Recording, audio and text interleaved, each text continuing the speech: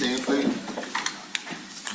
I pledge Allegiance to the flag of the United States of America and to the republic for which it stands, one nation, under God, indivisible, with liberty and justice for all. You may be seated. Thank you, Mr. Atkins. So we had our executive committee earlier this morning, and this is now our inaugural meeting of PlanRVA, not only a new year, but a new season with the recent election cycle. So I'm going to ask all folks, if they would, to briefly, as we go around the room, just to introduce themselves and tell us anything that you wish for us to hear. My name is Sean Davis. I serve as Vice Chair and Acting Chair of PlanRVA, and also serve on the Hanover County Board of Supervisors. So on behalf of PlanRVA, welcome. We're glad you're here, and we appreciate the leadership in the room. Sir? Jim Engel of Chesterfield County. Jim Holler, Chair of Chesterfield County Board of Supervisors and Chair of the Finance Committee of this significant and important body. That's hard to follow. Charlie Waddell, I'm a civilian representative of Hanover County. I've been on PlanRVA for a couple of years, and I'm excited to be here because every time that I come to a meeting, I learn something new to benefit my community. Thank you. Sue Dibble from Hanover County. I'm the chair of the Board of Supervisors. Jessica Schneider, I'm newly elected to Chesterfield Clover Hill District for Board of Supervisors. Everyone Nelson, Henrico County. Jody Rogish, Henrico County Board of Supervisors. Chris Bass, Henrico County. I'm a new citizen appointment to PlanRVA. Milton Hathaway, New King County Planning Commission. I'm Tim Davey. I'm the citizen appointee for Chesterfield County. I'm a principal with Timmons Group. Daniel McGraw, Town of Ashland. Mark Miller, Chesterfield County Board of Supervisors, Midlothian District. Jordan Stewart, New King County Board of Supervisors, District 5, which is the easternmost portion, second month on the board, first day here at PlanRVA. Happy to be here. Howard Atkins, Chairman of the Board of Supervisors, Charles City County. Pleased to meet all y'all, but in particular, pleased to meet Ms. Stewart, who's also introduced me to some of my representatives in District 3 that I didn't know. Okay. Cynthia Newbill, City of Richmond. Bill Donati, Powhatan County Board of Supervisors. Steve McClung, Powhatan County Board of Supervisors, and I'm also the chair.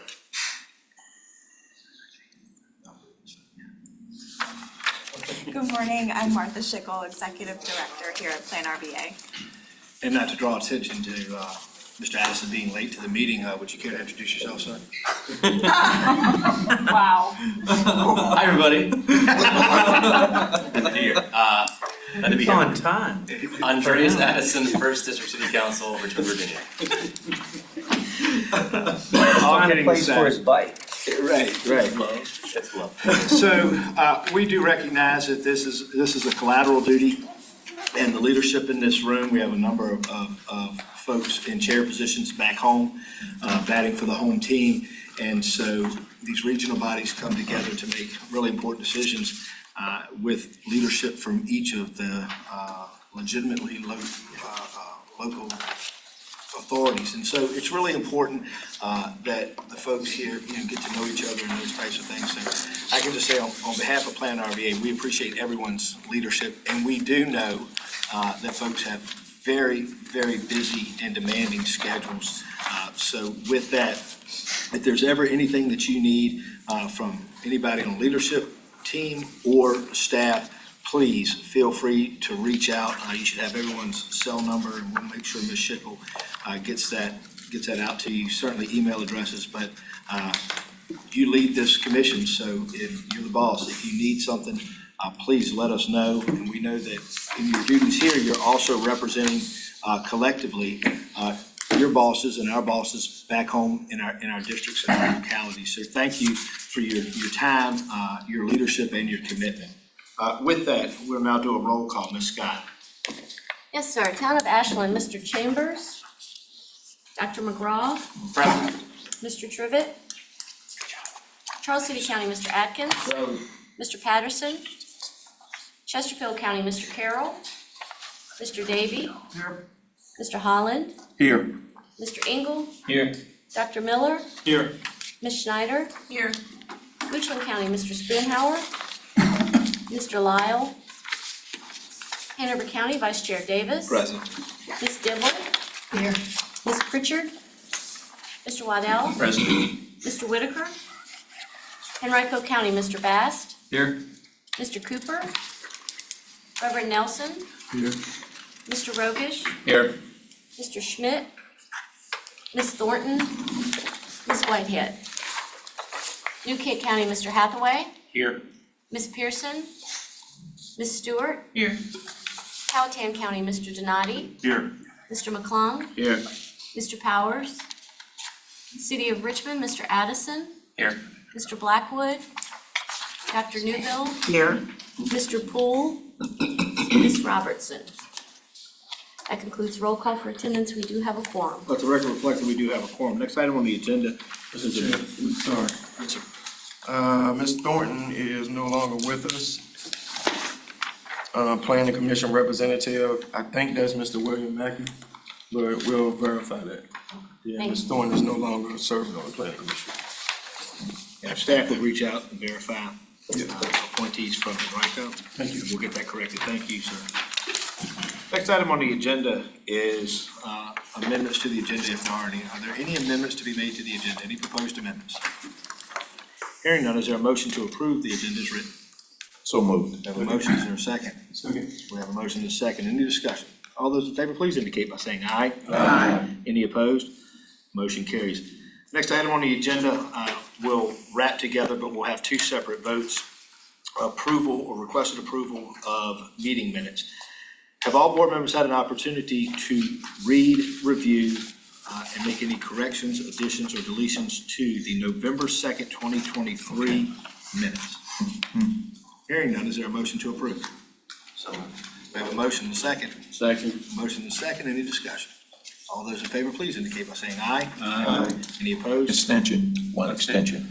I'll do opposition first. Any opposed? And now abstentions. Yes, sir. Yes, sir. Mr. Holland. Because I was not here, Mr. Chair. Very well. Okay.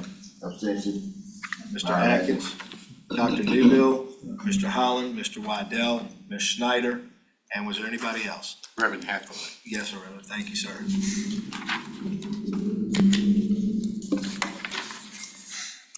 December 14th, if all commission members had an opportunity to review the minutes, are there any requested additions, deletions, or changes?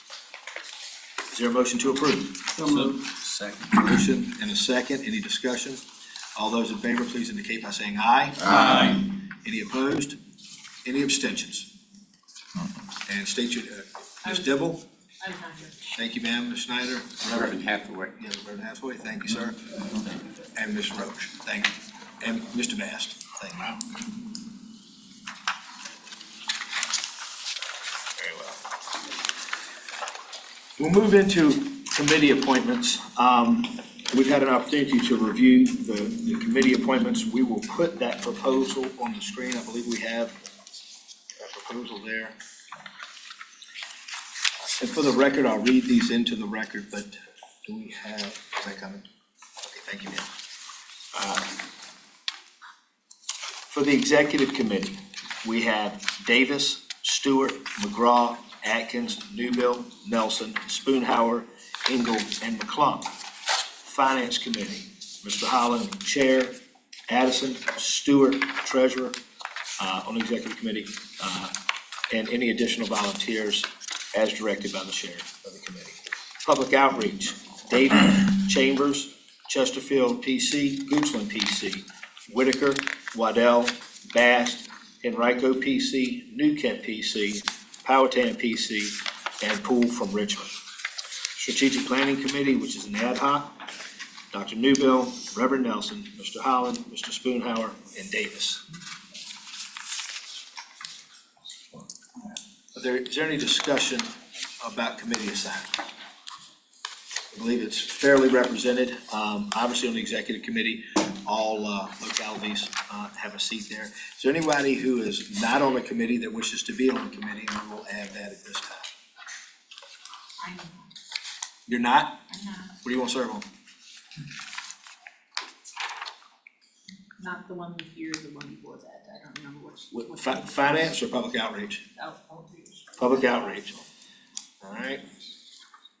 Chair will add Ms. Schneider for consideration.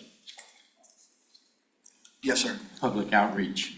Yes, sir. Reverend Hathaway. My apologies, I did not put your name in, that's my mistake. That's it. All right. Chair will add Reverend Holloway for consideration.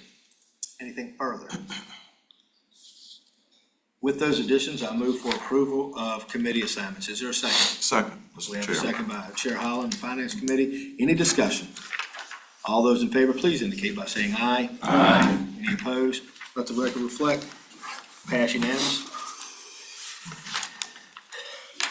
Standing committee reports. We'll start with the Executive Committee. The Executive Committee met this morning. We discussed a number of things. As many folks remember, the commission directive last year, part of the strategic plan was to form a number of different entities to support the localities in the furtherance of our normal duties. With that, local technical assistance program has gone extremely well, and so I want to thank everybody and commend the leadership in this room for forming that initiative. It has gone just swimmingly well. So with that, as many folks know, the way our personnel works here is, unlike other areas, we have work product that we need to produce, and we have things that come to us. In order to do that, we have to have personnel to handle that. Unlike some ordinary customary businesses, our folks bill their hours. So if we don't have somebody in those positions, we're unable to capture the legitimate revenue that we need to produce without having those positions do the work. And obviously, if the work comes in and we don't have folks to do that, one, the work doesn't get done, and two, it's lost revenue. So the Executive Committee did talk about the addition of the two positions that the Commission looked at last year and directed the Executive Committee to fill. And so that decision was made this morning, and that passed unanimously. So we'll be hiring those positions. The other thing that we are going to look at, and I'm going to meet with Mr. Holland on this, is looking at the TPO, understanding how the organization used to be, and there were a number of layers with the creation, the legislative creation of the CVTA. Our TPO director went over and was hired by the CVTA, which is housed in this building as well. The thought process is, how many layers do we need to have between PlanRVA working so closely with the Transportation Planning Organization, or do we need to combine some of those positions and have the executive leadership of PlanRVA participating as executive leadership in the TPO, instead of maybe just having that as a secondary division. And I think some of the talks around that are the leadership at PlanRVA needs to have the TPO maybe more closely connected, instead of just being a division, having one point of contact for executive leadership. So there's going to be some discussion about essentially having the director of PlanRVA also be the director of the TPO. Of course, that will come with a concurrence of the TPO, and I'll be speaking with Chair Holland on that, and the executive committee here and the executive committee there. But it allows for some efficiency, and I believe it allows for some continuity in leadership and communication amongst both of those entities, because they aren't two really separate organizations. One organization with two entities, there may be too many layers there. So we're looking at that.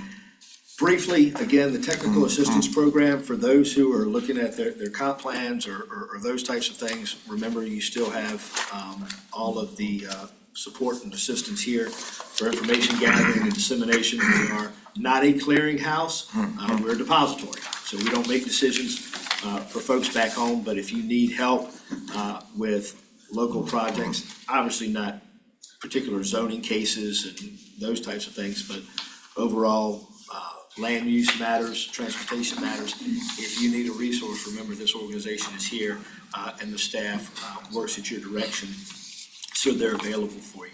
Is there anything else from executive committee members? Cooper, how are you, sir? Good to see you. Anything from executive committee members that they would like to discuss, bring before the full commission, the update? Very well. We will move into audit, finance, and facilities. Chairman Holland. Yeah, thank you, Mr. Chair. One thing I might add too is that the PlanRVA can assist with grant applications as needed. I believe that's correct, is it not, Martha? You can assist organizations that may be pursuing grant opportunities, which is a wonderful thing to do. Now, in regards to the audit, finance, and committee, certainly I want to say that Mr. Dan, our finance director, Mr. Dornick, is attending a conference in Greenville, South Carolina. He was presenter on yesterday and a panelist on the opening sessions of that group, so he's not here with us, but he will be with us at our next meeting. And so we know he did very well. Staff did provide a narrative of the financial statements that you have before you, including the balance sheet and treasurer's report on page 13 of your handout. The summary profit and loss statement begins on page 14, one-page summary. Detailed report of all the figures begin on page 15 of the report. I met with staff on January 22nd to review the financials and discuss the gap in revenue as well as expenses. And we'll talk a little bit more about that. It's primarily revenue shortfall for the most part. And the chair alluded to that with regard to positions and revenues earned versus work to be done. I also want to thank Vice Chairman Davis for meeting with us and discussing the issues at hand as well. That is the Audit and Finance Committee.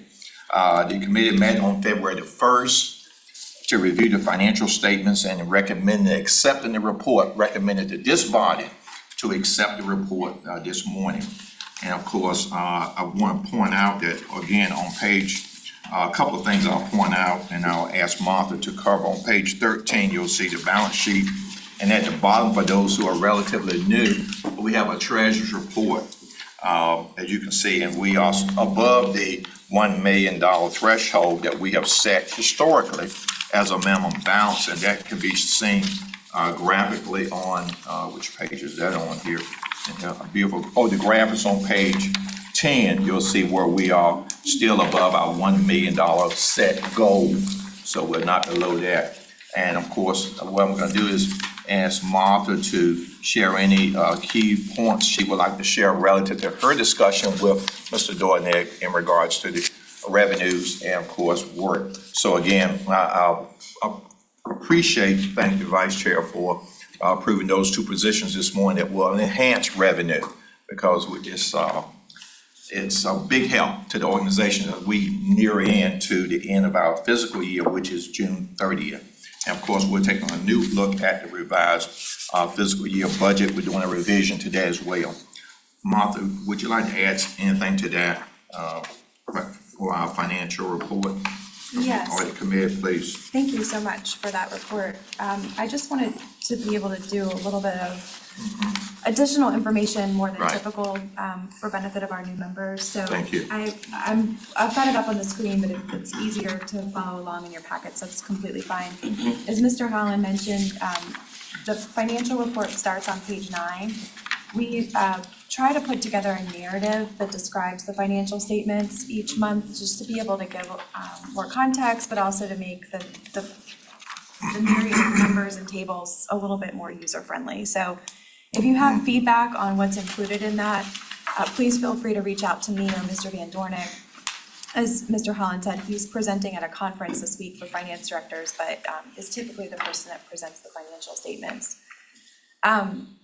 A couple of highlights for you that are also reviewed in the narrative. Despite our year-to-date net loss, we are still in excess of the fund balance. We have a policy that the board established that the fund balance should remain at or above $1 million.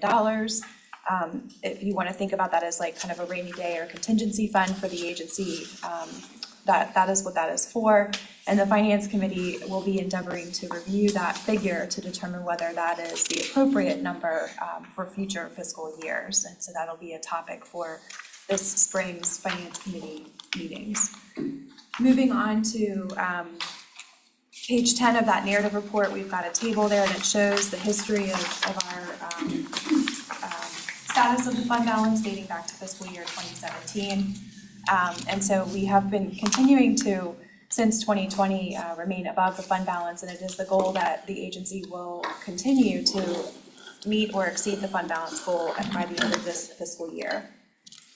At the bottom of page 10, we have a narrative that talks through the profit and loss statement.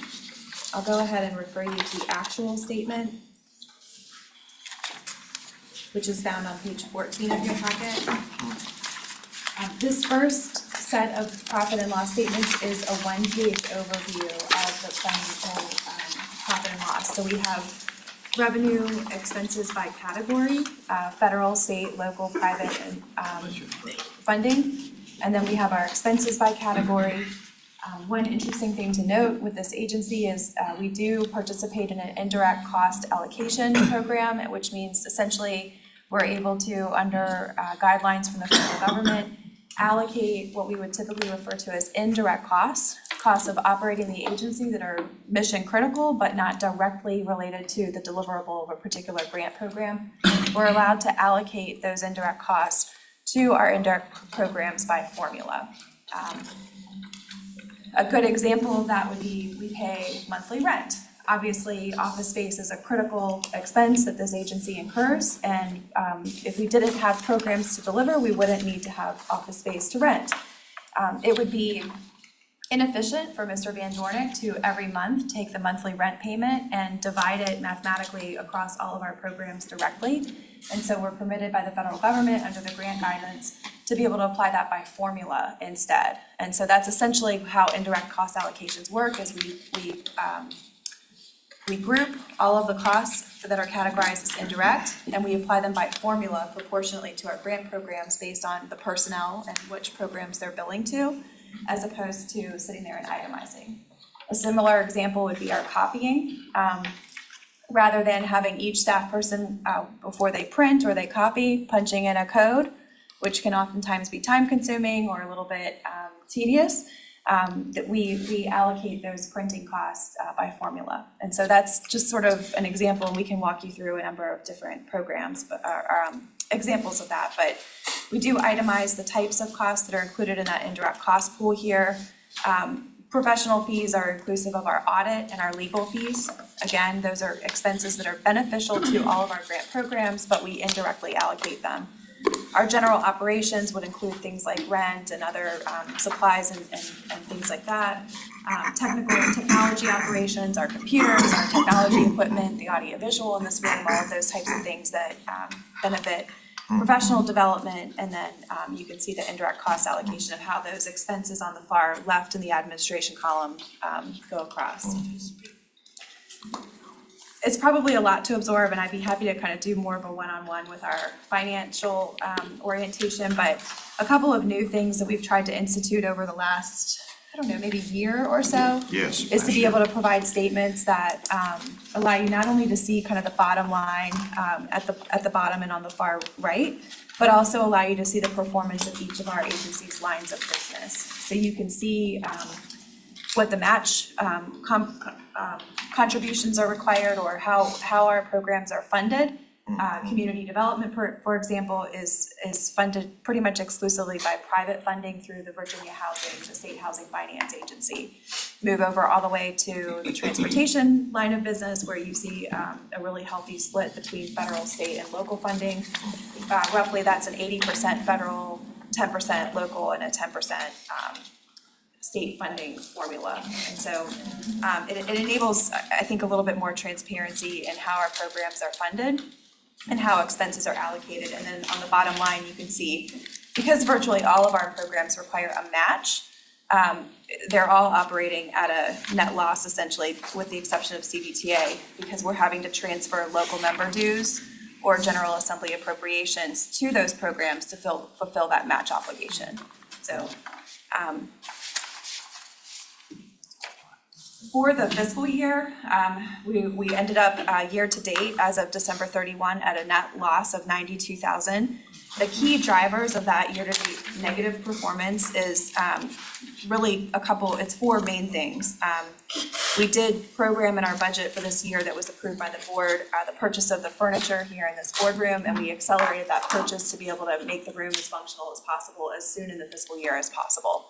And so that was an expense that we planned, but it happened at the very beginning of the year where typically the revenue is not always catching up with our expenses. Yeah. So that's item number one, which if you look down at the bottom, and that's that bottom row, the $64,698 of that $92,000 loss is that capital expense in furniture. We also have the position vacancies that Mr. Holland spoke about and Mr. Davis spoke about.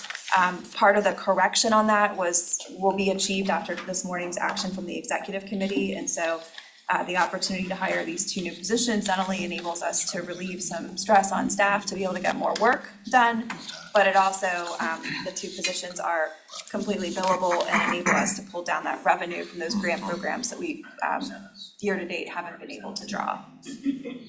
And then finally, we did have some unrealized projected grant revenue in two of our developing lines of business, our data research and analysis and community development. We have some applications pending and some requests to private foundations to help us be able to get closer to those goals, but we are working internally to develop a plan to fulfill the budget goals, essentially get back to that roughly net neutral. Our target this fiscal year for the adopted budget was about a $5,000 net income. And so we're working to make adjustments to be able to still achieve roughly that net neutral by year end. And I can go through those now, or we can do the vote on the acceptance of the statements themselves. I just had two statements. So Please. if you look at line 4100, you will see obviously that's our Fed line. So 4100 is going to be heavy in transportation and emergency management. But of particular interest, 4300, which is all of our local funding. Obviously, we have the admin side, so that's still strong. But you'll see a significant figure in there. We put CVTA in line 4300 because that money comes in as local. So that you'll notice that that's what that is. And that will always stay at 4300. And then obviously 4100 line where transportation and emergency management will be the two big in there. So I think it's best to go ahead and finish up and then we'll do. Okay, sure. So the narrative statement also alludes to this, but I just wanted to highlight some of the strategies that we're putting into place to be able to make, to fulfill the goals of the budget for this fiscal year. So the executive committee approval to request those two planner positions. Those two positions will, again, as I said, be able to fill a need in our work program to complete work that was assigned for this fiscal year, but it also will help fill that gap in revenue that we weren't able to realize the first part of the fiscal year. We're also taking a hard look at expenses. So we're looking at where areas that we can cut.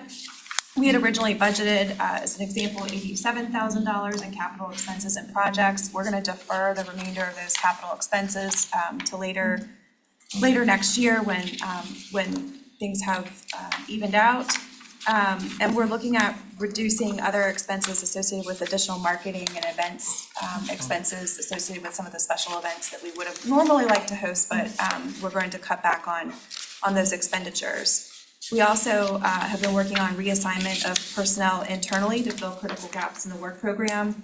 What that means is that in cases where we didn't have that fulfilled revenue target with new grants, we're discontinuing or pausing the work in those areas. So if we don't have a revenue source, we're not going to continue the work in those areas, and we're reassigning staff to areas where there is necessary work and there's a revenue source attached to it. So the intention is that our revised budget for the fiscal year will go back to the Finance Committee at their next meeting on February 29th. And then it will cycle through to the Executive Committee and the full Commission with a target to come back to you, this body, at the April Commission meeting to be able to review our updated projections. Correct.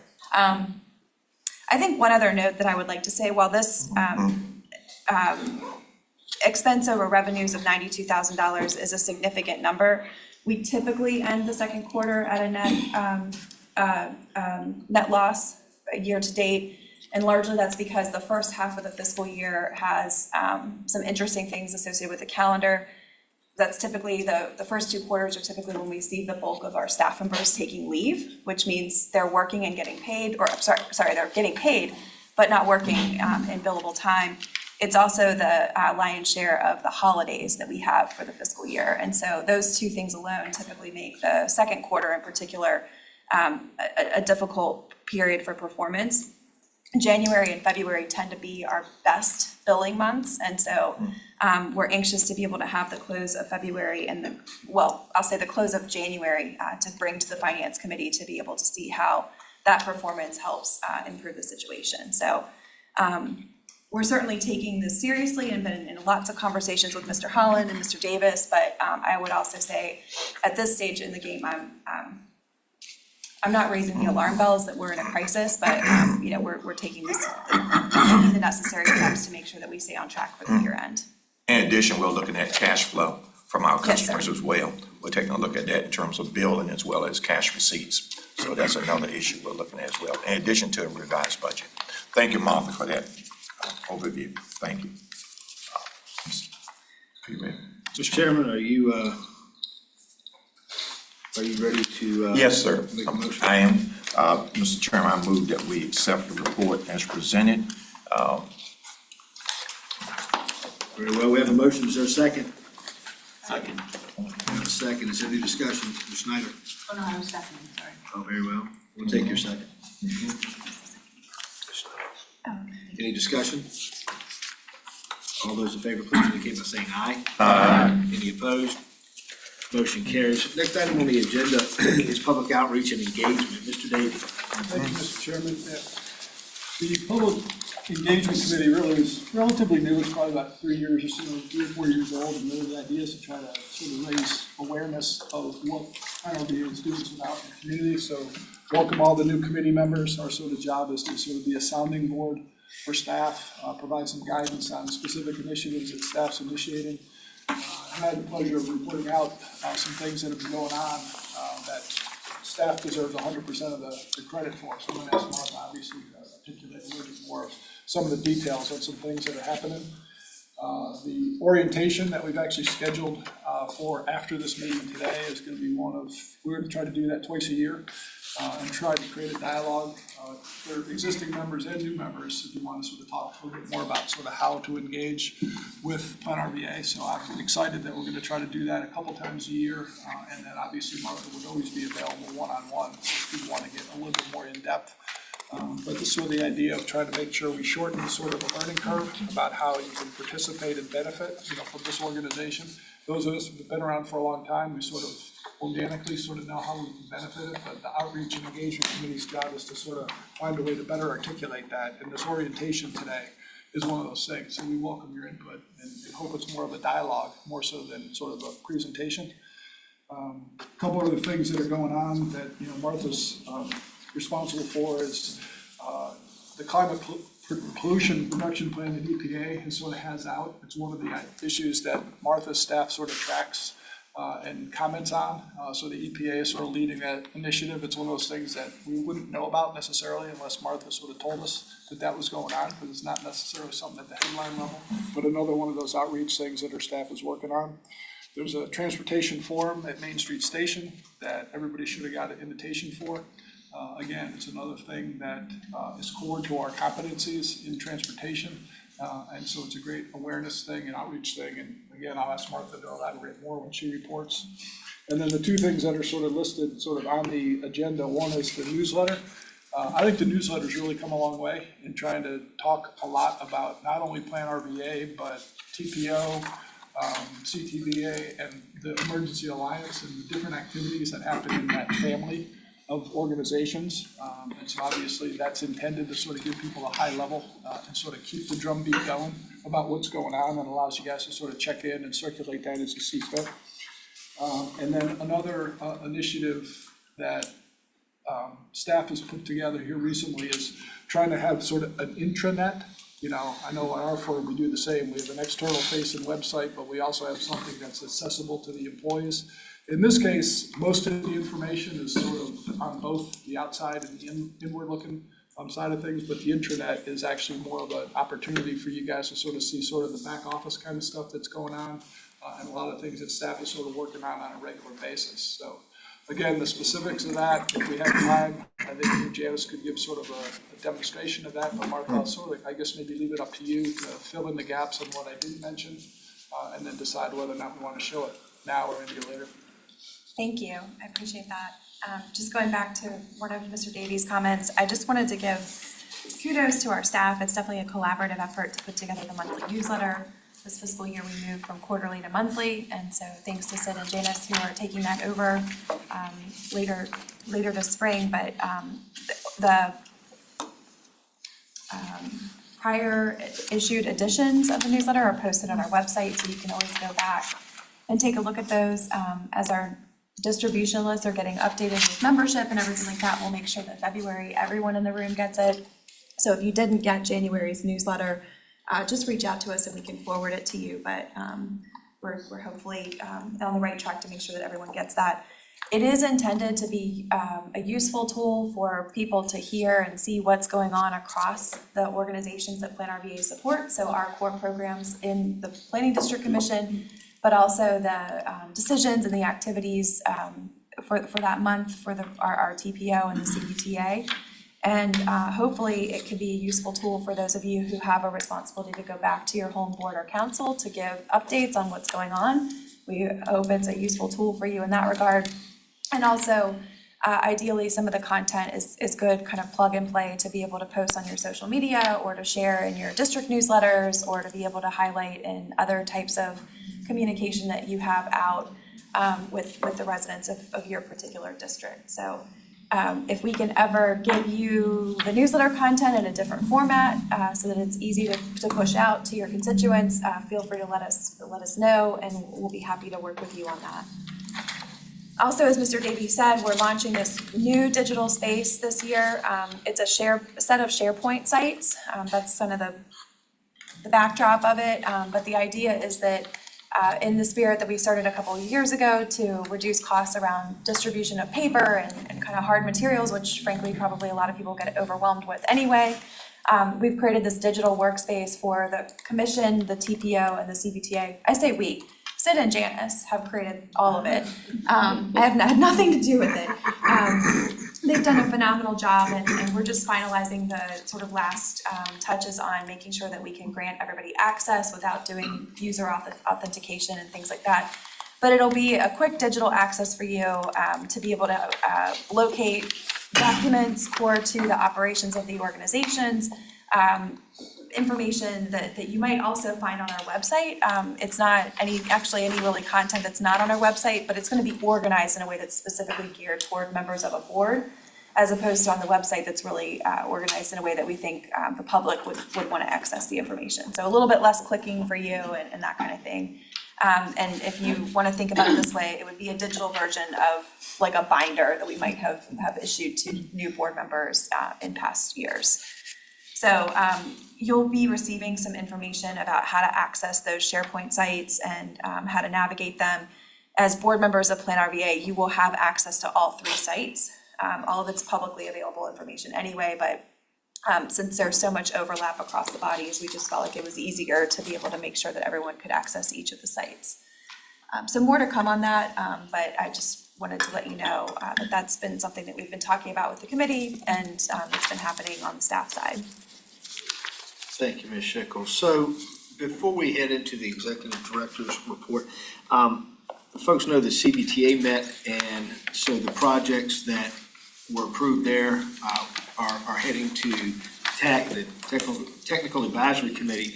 But with that, TPO met on the 1st. Is that right, Mr. Holland? Yeah, the 1st. Yes. And under the revised guidelines, planning district commissions can submit now 4 projects in addition to the allowable 10 submitted by the NPO. So we're going to talk a little bit about that. I know there's been some talk about that, so that's a good thing as as we talk about our technology. Perfect. So on that transportation side, as it relates to smart scale, a number of things have been updated with smart scale that allow us some opportunities. And when I say us, obviously the PDC, the Planning District Commission, which ultimately is a benefit to the localities that may have projects that need to be submitted, and they may have an opportunity if they can't get submitted in other places, that they get submitted to smart scale through your Planning District Commission. So that's pretty exciting. I think that was a good move there. So with that, I'll open up agenda item D here, Ms. Schickel for Executive Director report. Thank you. Elaborate on the smart scale. I'm gonna I'll probably put Miles back. Okay. That way you can talk about CBTA and then I was gonna ask Mr. Holland to kind of wrap that on transportation altogether. Okay, that makes total sense, okay. In your packet, you have intergovernmental and environmental reviews. This is an information item only. We typically don't spend a ton of time on this particular item, but for benefit of folks, if this is your first meeting, one of the responsibilities that planning district commissions have is to do a review as they come in of any intergovernmental applications. So applications that come from any locality or from the state to the federal government have to be reviewed by planning district commissions. Essentially, what typically happens is a state agency may be applying for federal funding, and we will be notified through their requirements to make notifications. We circulate that notice to our member jurisdictions, let them know if there's a window for comment or not, and the instructions for how that comment can be submitted. And then we compile a record of each one of those requests that come in and provide that to you as an information item each month. It's an administrative function on our part, but certainly for the spirit of transparency, we want to make sure that you know that we're circulating that information. Very seldom does the commission take any action or take the opportunity to give comment on the applications. We're more of an administrative clearinghouse or tracking. But certainly if there was something that the commissioners wanted to weigh in on, we would facilitate that as well. In addition to the intergovernmental reviews, there are oftentimes requests that come in from an environmental review perspective. Again, a similar process where any allocation or expenditure of federal funds is subject to an environmental review process to determine whether there are environmental impacts of the project that would adversely affect that community over another location or site. And so we conduct a similar, play a similar role, so to speak, to be able to provide that information as we're like a conduit basically to forward that out to the localities and make sure that they know how they can give input on the particular application. Oftentimes, both the intergovernmental and the environmental reviews are things that the locality is already engaged with and knows about, and so our issuance of this information is oftentimes a formality, but every once in a while, there is something that a locality wasn't aware of, and so it is a useful opportunity to make sure that localities have their due process in giving input on these things. So again, this is a summary of what was provided and distributed earlier this month, and Sarah Stewart and Eli Podema on our team compile that and are always available if anyone has any questions in the report that they see. That's more time than I normally spend on the item, but that's a little bit of an explanation, and you're certainly welcome to ask more questions. That's all I had planned for my report. We do have a special presentation today from Saren Adhikari on our team, who is scheduled to give an overview of our data capabilities and some demographic information. So we'll. Yeah, Dr. Adhikari is here for those, to the best of my knowledge, the last presentation that you gave to a body with this much representation, I think may have been, was it the Airport Commission when you rolled out? And so that was certainly well received, but that was in December 22. But we know you've been working since December 22. Dr. Adhikari, thank you for being with us. I appreciate all that you do. We're ready to rock and roll if you are, sir.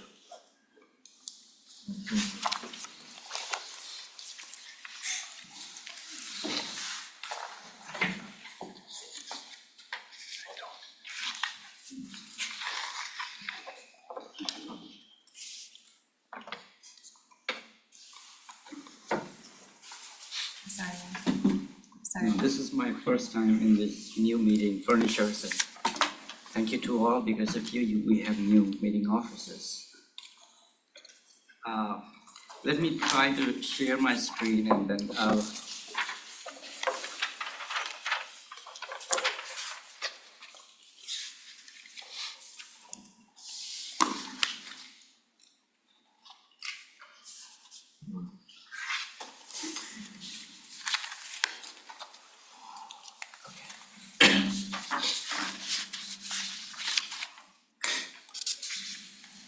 Hello everyone, thank you for letting me speak in front of you today. My name is Savin Adhikari.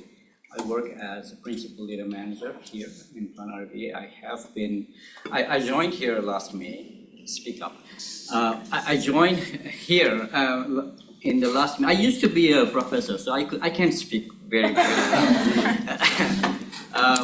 So I came from BCU and I joined PlanRVA because I like the mission and all the things they do here. And since then, we've been working on a lot of data consolidation projects, some data and research projects, some basically making sense of data projects. So I'll share with you, and since then we have added 2 more staff to the data team. Now the data team works very closely with the TPO team in developing tools for them, collecting data for them, doing some analysis. We also work very closely with the environment and the community development team, and to any other locality requests for any data that we can provide. So that's why we are here for. So I wanted to start with a few numbers here. If you feel familiar to these numbers or not, I'm not sure, but it sounded like it was a great idea this morning when I started thinking about this. So these numbers are not telephone numbers, and of course not my salary, and by no means. These are populations, 2020 censuses for our 8 localities that make up the entire region. And we have just crossed 1.1 million people in this region. And that's why these numbers are here, so that we are reminded, hey, this is our bearing. Hey, Sarah, sorry. I think the Chesterfield, Richmond, and Henrico and Hanover numbers are Definitely off. inflated. They definitely would add up to No, I more than mean, like, 1.1 million. Chesterfield has 358,000, not 958. Yeah, I'll go back and check. Richmond That's what probably the has election does. 241, not. Yeah. Oh, you were right. 641. You're right. I think it was a test. It could be. It was just. There you go, your population. He's a professor, he wanted to see. Yeah. Dogs or. So, yeah, thank you so much. I mean, that could have been wrong. We just got it from the decennial census. These are goals for population. Yeah. I don't know, I'm pretty sure if that's the goal, none of the 5 from Chesterfield will be working for Chesterfield. All right, before we end up in a street fight amongst localities. Oh, that was a test, yes, of course. Let me go back to. If we grow 300%, we're in trouble. Let me go back to finding my stuff again. Yeah, I was looking at 900,000 I saw your people, face, I I'm was like, like, yeah, that's not, I was like, the 1.1 million is probably relatively close to right. Yeah, the total, right, I think there's just some typos on the.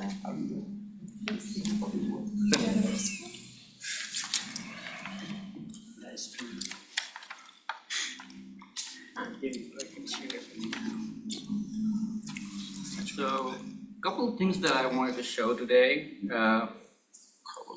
Some other stuff. So according to the census 2020, let me first give the disclaimer. So this was what the split looked like in terms of how the population is shared. And in terms of growth trends, we see consistent growth rates. First 10 to 20, 2000 to 2020, about 14-ish%, and then about 10 or so percent between 2010 and 2020 for the entire region. The way it's splits across localities. The localities also seem to be having pretty significant growth, especially Chesterfield is showing very significant growth in those 3 time periods. Henrico, very strong growth between 2000 and 2010, but then a little bit of stagnation between 10 and 20. It doesn't mean it's flat, but it's growing. It's a little slower compared to Chesterfield County. Richmond City is also having moderate growth. Charles City is the only locality, I think, in our region that has negative growth between these 2 periods. Goochland, New Kent, and Powhatan, very modest, as we can all experience from the way.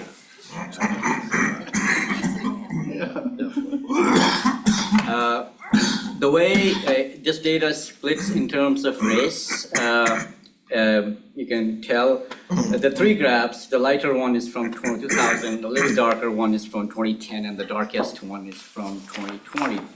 And that's how the race trend goes in terms of white growth trend is very consistent with the overall population growth trend. Black or African American population growth trend was consistent until 2010. It's pretty stagnant since then. We have had significant Latino population increase in the region. Asian population has remained consistently okay in terms of how the overall population grew. And other mixed categories also showed some growth. I'll quickly move on to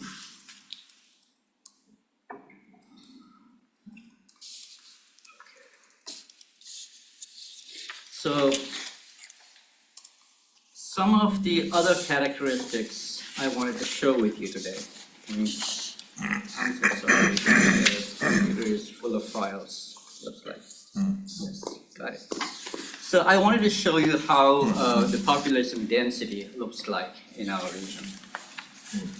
So how dense we are at the core, and even at the core on the south side, we are not as dense as we are at the city centers, but we are spreading towards, of course, we all know, we are spreading towards the Broad Street corridor, growing pretty significantly high density in the outer ring suburbs, or Henrico, Western Henrico, and the brown or the light pink part is kind of the extent of our urbanized area, and that's where suburban or rural areas start, the softer pink areas. In terms of where the jobs are, these are significant job centers in the region.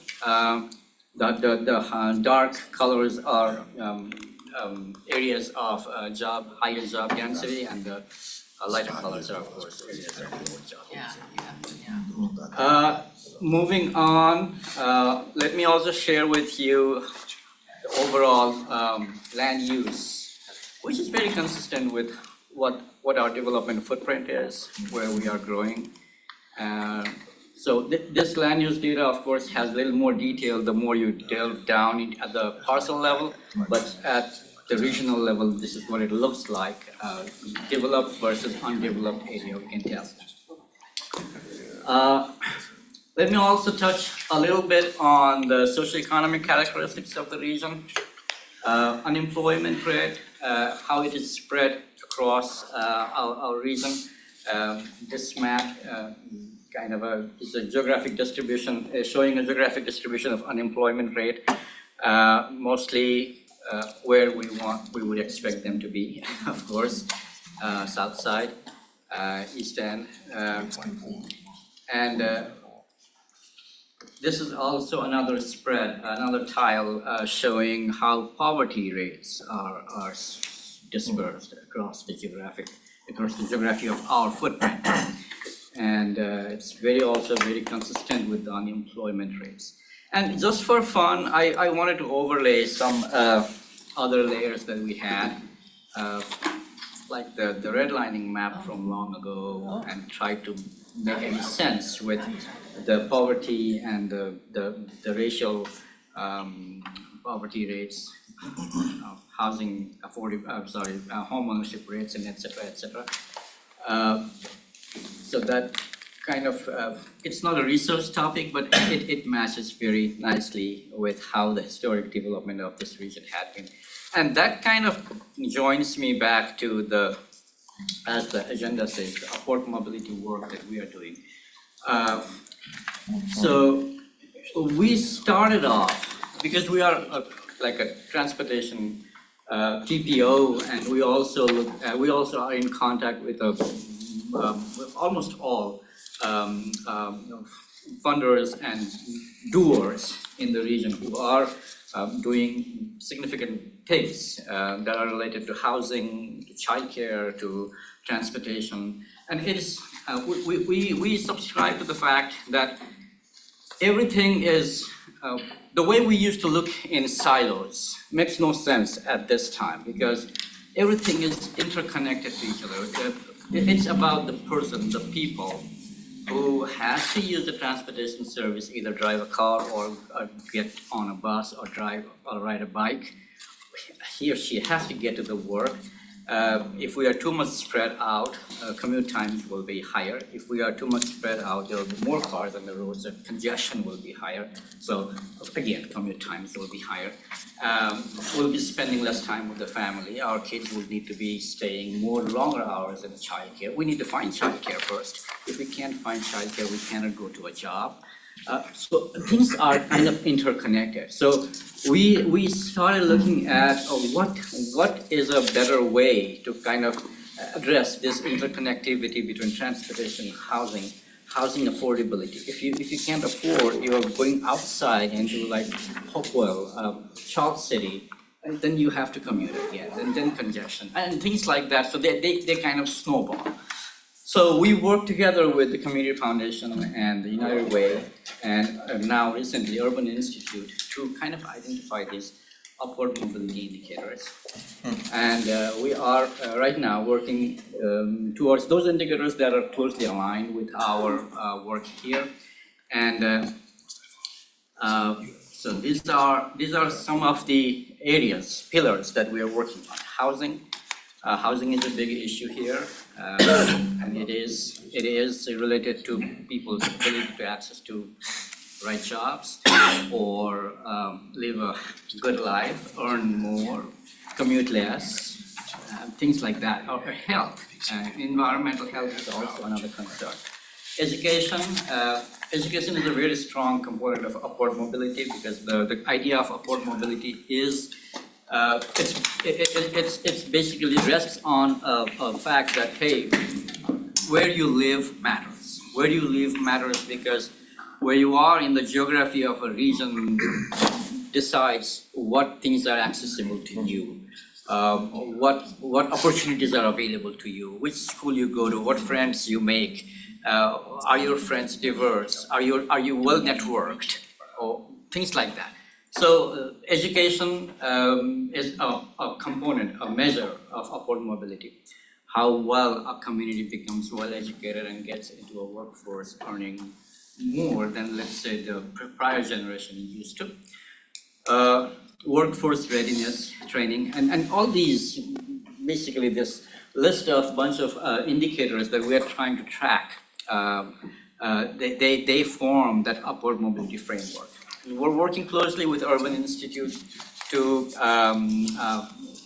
identify the right indicator, the right measures for our region, because for every region it's going to be different.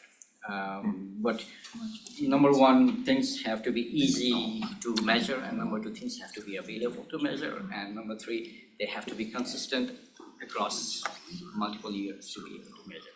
So that is one effort that is undergoing on our end, please excuse my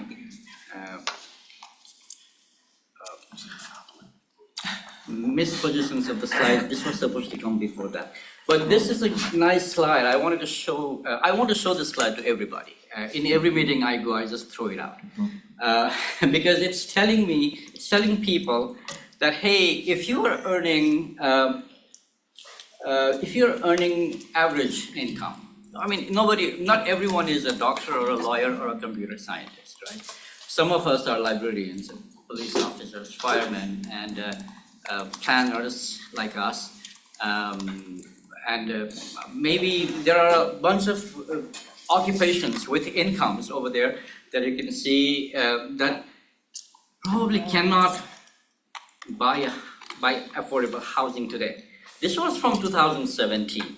And that horizontal line across that bar graph is telling you that it's the 80% AMI, area median income level family where they can afford housing.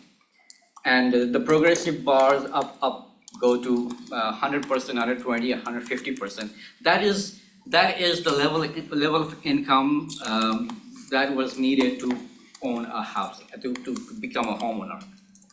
So in a way, many people, about 80% AMI, like healthcare practitioners, nurses, radiologists, architects, engineers, legal, paralegal, management, they could kind of afford housing. And all the bunch in the middle, they could also try to afford housing, at least in 2017. The same graph we did for 2022, and you can show where that line went. Oh my gosh. Now, number one, there is no affordable housing anymore. And number two, incomes have not risen as fast. Number three, the gap is increasing so high that probably right now, anyone who is earning at least $25,000 a year, and that's also even a bare, this is census numbers, so I would add a 1.5 to it. But anyway, regardless, the comparison was between the same data sets. So it tells us that our gap between affordability and income has gone very high, it's risen very high between these time frames. At the same time, it reminds me when housing prices go up and you lose the opportunity of that the city provides to you. City center, suburb area, urban areas where the business centers were in the other map. Those are areas of opportunities. You can do a bunch of jobs, earn money, whatever. If you are pushed out of that ring, you gradually lose that opportunity, and then that is how it propagates into your kids. They don't get the opportunity they need, and then this upward mobility concept, there is a negative impact to that. Now, this was the 2022 median household price distribution in the region, and I'm going to show you I'm going to skip through a bunch of maps that show at what price point, what income level you could afford to buy a house. So all the yellow areas, the light yellow, are the areas where a person or household earning 150% AMI can afford to buy a house. And it's pretty obvious. It's mostly on that side of the city where we know where it would be. And sorry, the reverse. Affordable is blue. So if you're earning only 120% of the AMI area median income, then this is the footprint where you can afford to look if they are selling. 100 AMI, now the suburbs in the west are becoming less and less affordable. At 80% AMI, there is only a very limited area in the city where you can afford to buy a house if you can find one. 50% AMI, we guys are renters. We don't afford, we don't own a house. Right? This is the geography of home ownership. And Martha, remind me how much time I have, because I'm used to speaking in front of a class. I can go for hours. 5 minutes. So then it brings me back to another question. If our housing is unaffordable, probably our workforce is going outside the work area. And they are commuting more, their quality of life is degrading, or maybe they are finding work elsewhere. We are losing quality workforce, and we don't know. At least at the lower end, middle and lower end of the jobs category that I showed earlier. So where does Richmond's workforce commute from? The darker areas are the areas where Richmond City is getting its workforce from. They are commuting to Richmond. And I'm sorry about the mess up. It looked nice until I looked in my laptop, but mostly from Henrico Chesterfield, some from, I don't know, what is that? It's all jumbled up. But you get the point. I don't need to beat the dead horse. Where does Henrico get its workforce from? And it is the darker areas in Hanover, darker areas within Henrico, in Chesterfield, even from Powhatan and New Kent, some of them. Where does Chesterfield's workforce come from? Mostly in-house, that's impressive. Some from Powhatan, yes. Because, Chesterfield housing prices are still affordable compared to Henrico. I beg you. Not, it's going up, but I don't know. So going back to a few tools that we have been developing, you got a slight glimpse of, we have also been working on, as a part of one of our pillars, on the education side of things. What does our workforce look like? Where are educated people? And what are the averages, the region-wide averages for these four categories? No high school graduate, some college education or bachelor's degree. That's the split. Region-wide, and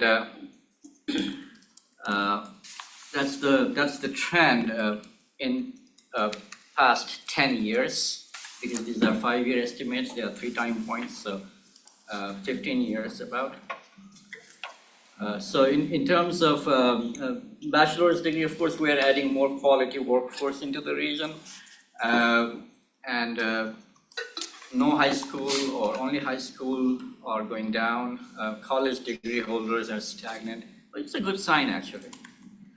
In terms of locality trends in bachelor's degree, I think just looking cursorily on the graph,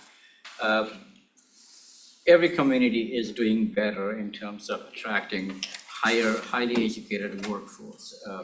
Bushland has done pretty impressive.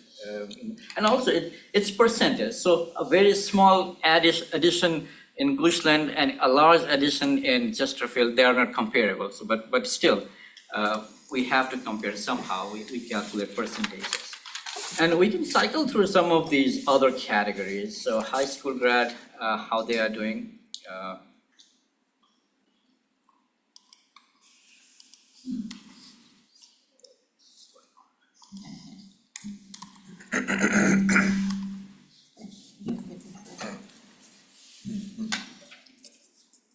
Oops. Sorry about that. I wanted to share. That's all. That looks like that.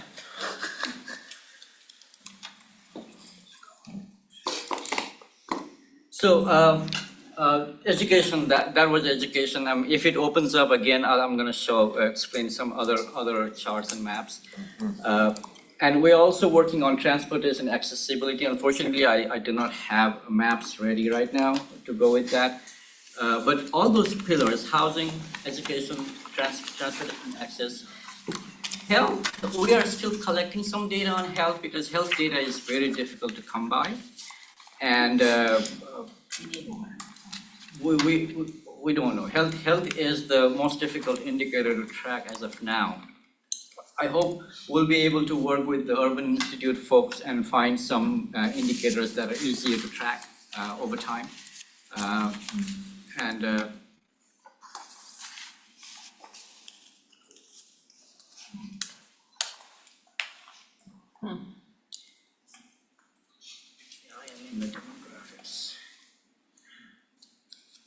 Well, technology didn't help me that much, but maybe I can show you some other, one last thing, and then I'll leave it to. This is the housing portion of the indicators that we had been developing with the help of Community Foundation. And it tells you, for example, owner occupancy, total owner occupied households in the region. I think Powhatan and Goochland, they have very high percentage. Chesterfield has also, Hanover. Henrico comes in somewhere in the middle, and then Hopewell, Petersburg, Richmond, they have lower percentage, lower share population who are owner occupied. Do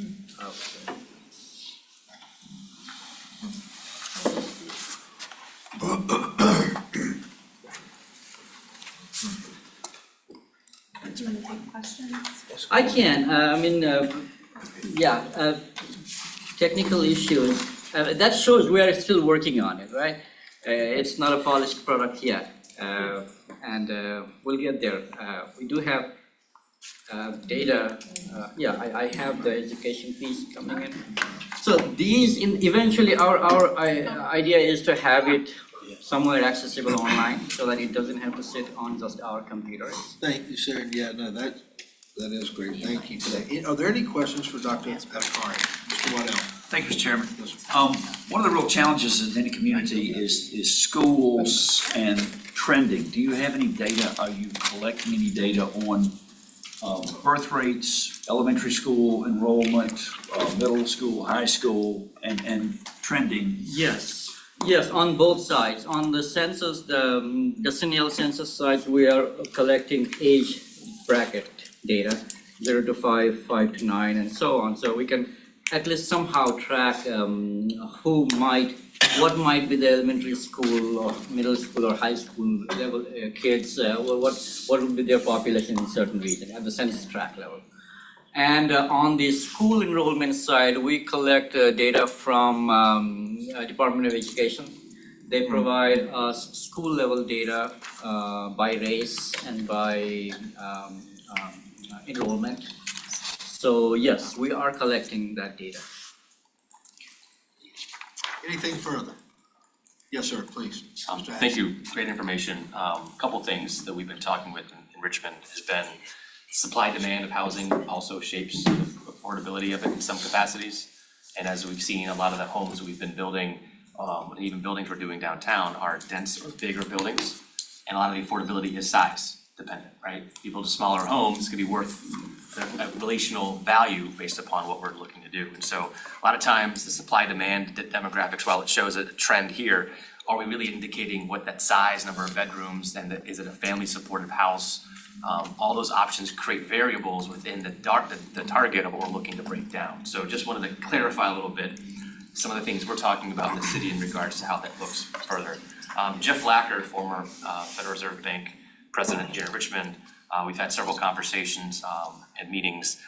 One of the biggest things built on the education piece and our economy and the job sectors we're attaching to high school graduates able to enter the workforce upon graduation, or what are our community college skill sets being transferred, and how are we creating opportunities for them to stay here and live here and work here. Some of the best solutions to addressing the affordability crisis is also, as you said, supporting a growing economy based upon jobs. And if the incomes aren't growing, are we doing the right focus on sector growth to match what that should be based upon skills, future of work, all those other classifications? And it's really complex when you start getting in all the variables. And I know that's not technically what this body is supposed to do directly, but it does shape, I think, the decisions we make and how they impact the people we represent. Whatever number's on that sheet for the first part, whatever number's on there, those people are, I think, impacted by what we do. So a lot of times, it's not just zoning and usage and development, it's also what kind of buildings are we pushing to be done in that space. So there's a lot of pieces that break into that, and each of our jurisdictions have very different places on how they do that. $1 million house in Richmond has a much bigger land density aspect of a house in Goochland, right? Yeah. Same $1 million house, value for the dollar is the same, but do you want a bunch of acres? Or do you want to live in a place you can walk to and get on the bus and go to a restaurant around the corner? that's the different quality of life we have too. And so sometimes that's just a growing city dealing with those pressure points too, as a region. And so I think there's a lot of great data, I think digging into it a little bit deeper, but more importantly, what are we gonna do to help kind of understand more about what are the steps we take moving forward together on where we wanna see growth happen to make those numbers look different in the next couple of years. Absolutely, thank you. I guess that was the question, a good, very nice comment, and I agree completely with you. Size, zoning, what can you build, how can you build, permits? Because one of my friends who is a developer is saying that, hey, no matter how much I try, I cannot make the house go cheaper. So that tells you that the basic building block cost is also very high. But yeah, I agree completely. Your all points are well regarded and well accepted. As a fellow professor, I share with you. Dr. Newmill. Just, you were mentioning, in addition to my colleagues' comments, I certainly agree. You were mentioning some challenge around collecting health data, so I was wondering if you were interfacing with the VCU Center on Society and Health, and especially as they've looked at mapping from life expectancy and other, health variables. Yes, I was aware of the life expectancy mapping when I was there, when it was first done. Some of the other health data, the main challenge is granularity. We can get from CDC most of the data at the county, the locality level, but health is a kind of an indicator which has no meaning at the locality level. You have to really dig deeper at the neighborhood. Right, but the center, especially in the mapping with life expectancy, has gone down to. Zip codes. Yes, Yeah. exactly. Yes, that data is still, we still tout that data everywhere. Like, this is probably one of the best health data that was created in Richmond.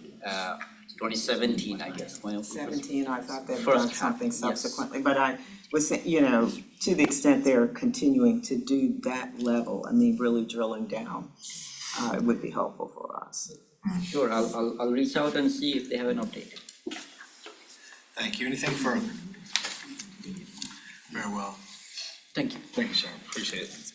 Okay, the next item on the agenda, we're gonna move some things around. Chair of the TPO, we want to introduce that TPO report. Yes, Would you like to introduce that? Mr. Bushing is behind you. Yeah, Mr. Bush can certainly help as well. On page 25, you'll see TPO agency update.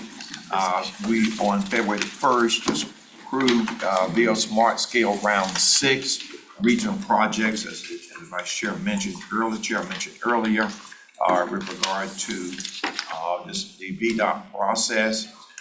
And I might also add that the VDOT representative, and you may want to comment on that, mentioned what will be projects that are very likely to be very successful in that regard. And I refer you to the report, as I'll not read it, but however, I reference it for the most part. We did, of course, approve as required 5 target performance measures at the, many of you who were here at the TPO meeting as well. And of course, work study, public transportation service for rural areas. And of course, you have any more details, Mr. Bushing, you want to add to this report? Thank you, Mr. Bushing. Thank you for being here. Please. Sure. Thank you, Mr. Chair. Just wanted to add a little bit more detail on the performance Thank you. targets. We were setting safety targets for the year, so annually we set targets for the number of fatalities and serious injuries on our roadways, with the goal of helping to inform our investments and our planning to reduce those throughout the year. So it was a very good discussion. I think the region is taking a lot of action. We actually set a level target for the first time instead of going up with just where the trends are heading. So we're taking a little bit more action to drive towards safety. The only other thing I wanted to add was the rural transit study that's on there was something that was requested by the TPO a few months ago. So that's been working its way through our technical advisory committee, which is the engineers and planners from your local staffs. And we are coming back with a recommendation, hopefully next month, to the policy board for the study that would need to be undertaken to actually look at providing enhanced service in those rural portions of the region that are underserved right now by public transportation. So that's all I wanted to add, Mr. Chairman. Thank you, Mr. Bushing. So we had spoken earlier, we have the 4 projects that will need approval if they are to be submitted. So I'll turn it over to Chair Holland of the TPO. Mr. Holland, would you care to make a motion to submit those projects? Mr. Chair, I move that we approve the projects, 4 projects as mentioned, with regard to, a new Powhatan, Hanover, and Goochland. Is that right? Very well. We have a motion. Is there a second? Second by Ms. Schneider. Is there any further discussion? All those in favor, please indicate by saying aye. Aye. Any opposed? Motion carries.